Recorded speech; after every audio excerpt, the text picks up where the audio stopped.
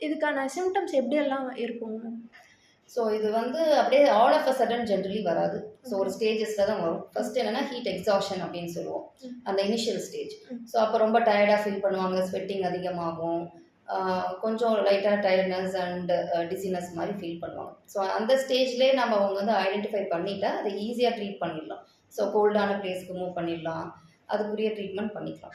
இதையும் தாண்டி அவங்க அதை இக்னோர் பண்ணிட்டு அதே ஹாட் டெம்பரேச்சரில் ஸ்டில் அப்படியே ஒர்க் பண்ணிகிட்டே இருந்தாங்கன்னா அடுத்து ஹீட் ஸ்ட்ரெஸ் அப்படின்ற ஒரு ஸ்டேஜுக்கு போயிடும். ஸோ அந்த ஸ்டேஜில் வந்து இன்னும் சிம்டம்ஸ் அதிகமாகிடும், படபடப்பு தன்மை, மயக்கம் வர்றது, அந்த மாதிரிலாம் அதிகமாகிடும்.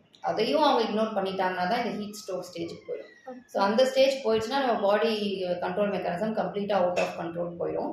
அப்போ வந்து ரொம்ப டேஞ்சரஸ் ஆகிடும். ஸோ ஃபிட்ஸ்லேருந்து கம்ப்ளீட்டாக கான்ஷியஸ்னஸ் அஃபெக்ட் ஆகுறதுலேருந்து அந்த மாதிரி ஸ்டேஜ் போயிடும்.